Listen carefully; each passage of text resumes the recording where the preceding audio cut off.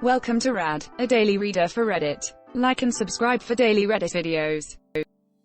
LPT, if you're ever in trouble anywhere around the world, find a Gurudwara near you.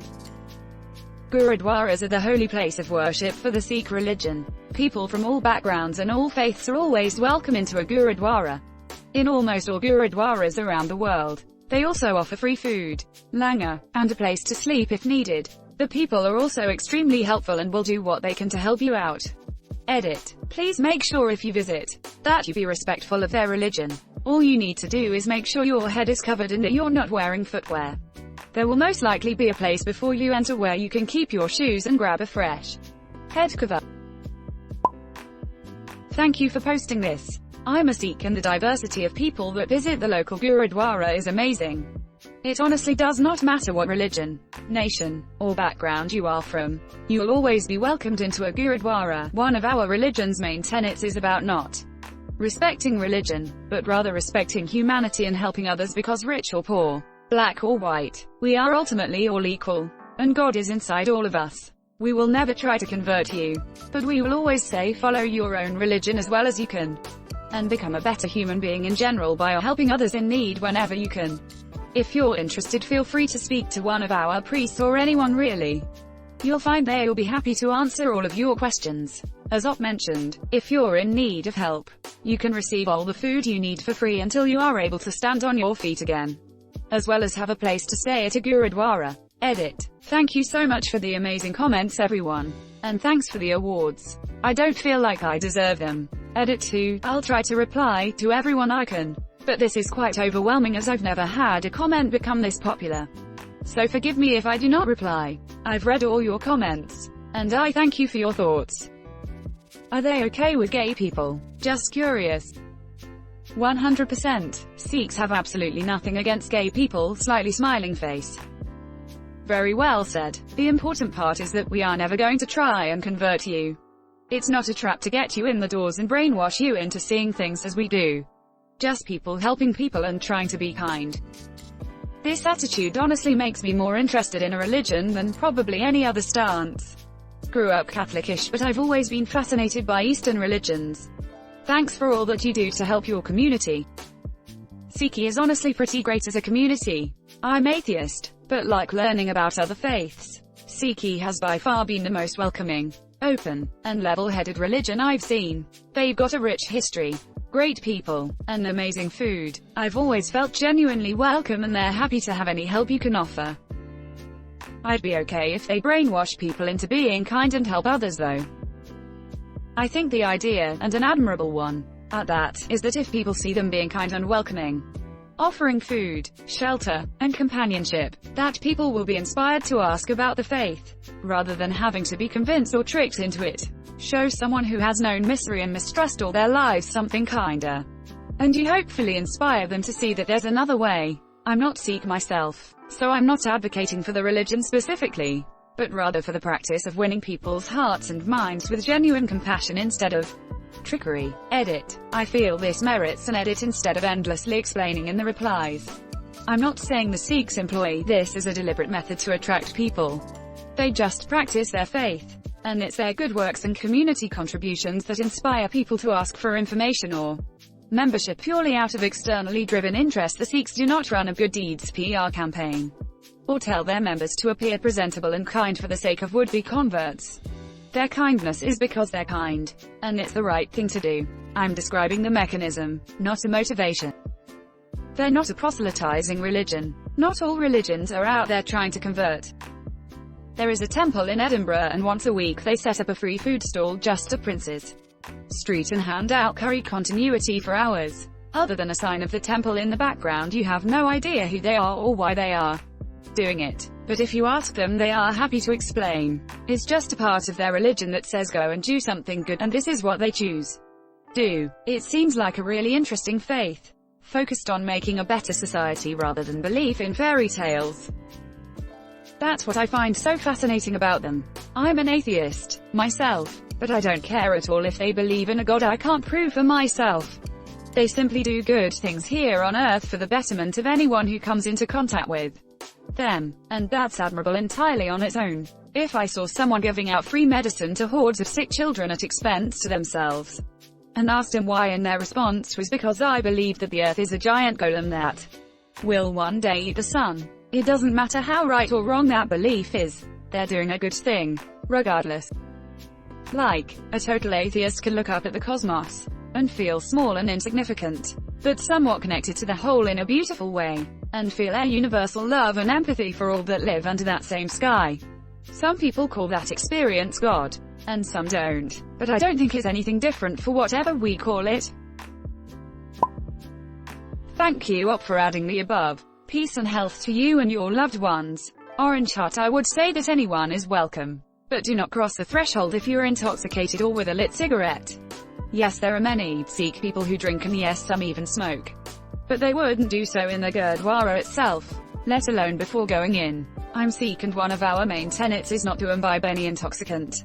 Edit tenets: woman, face balming, light skin tone. Edit again: do not. What's your religious stance on fermentation or fugu? Blowfish. Do you have other forbidden food, drinks? Kombucha, near beer, non-alcoholic. Sikhism isn't as strict about food and beverages as Abrahamic religion.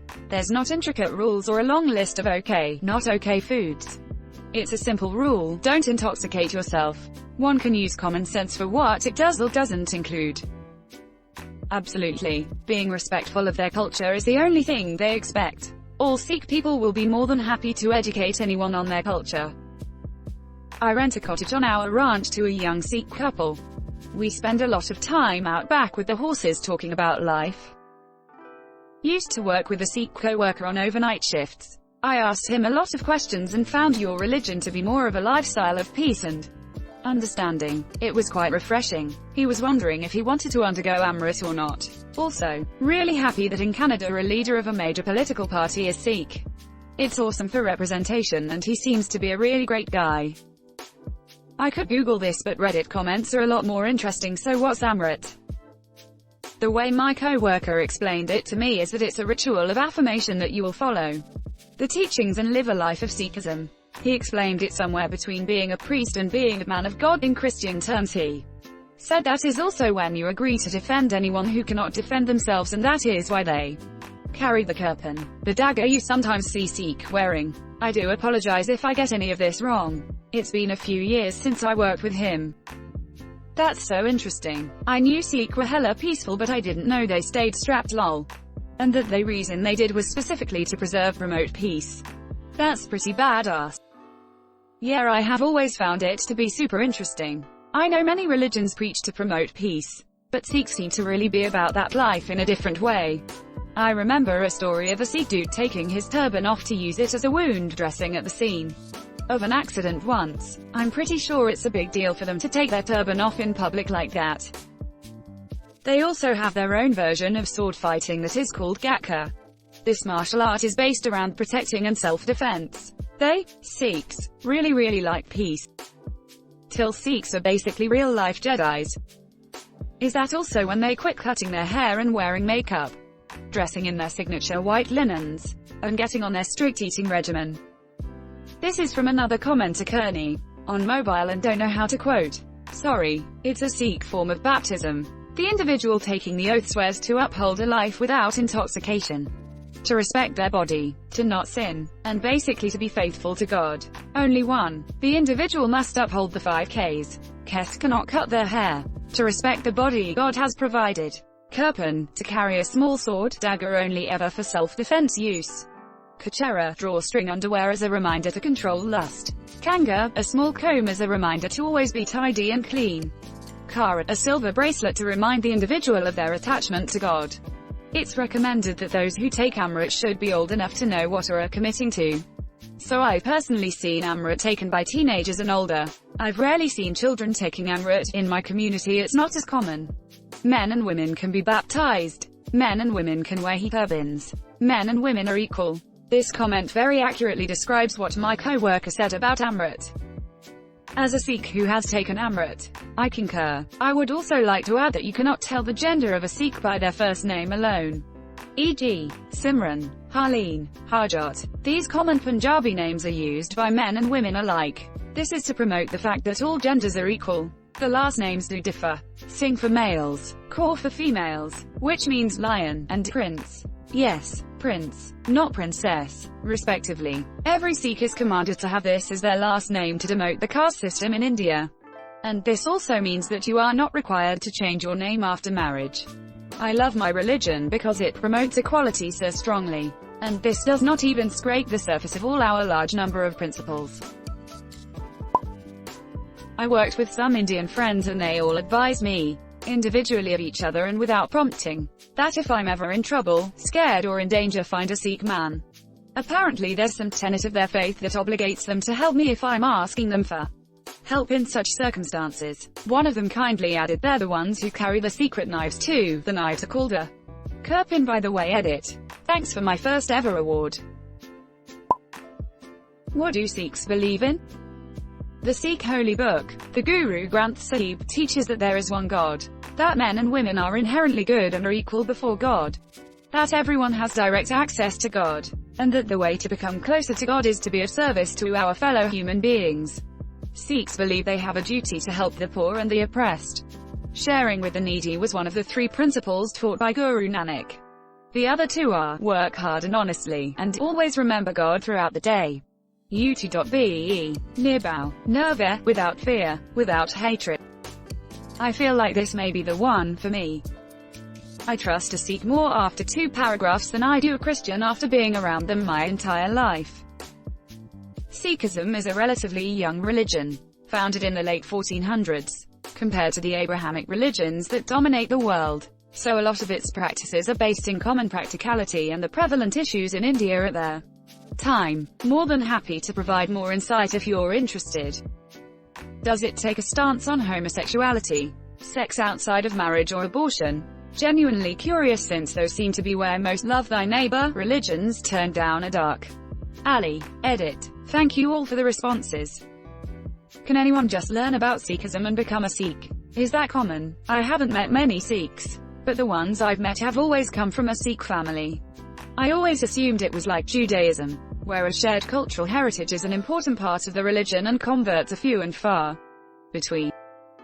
Yes, absolutely. There's a large American Sikh population based in New Mexico. I've met Japanese Sikhs, Argentinian Sikhs, etc. A great way to learn more for those who have no background in the religion is SikhNet. It was created by American Sikhs specifically for the purpose of education. I'm also more than happy to keep us seeing if you have questions. You can DM also if there's other items you don't feel comfortable posting publicly.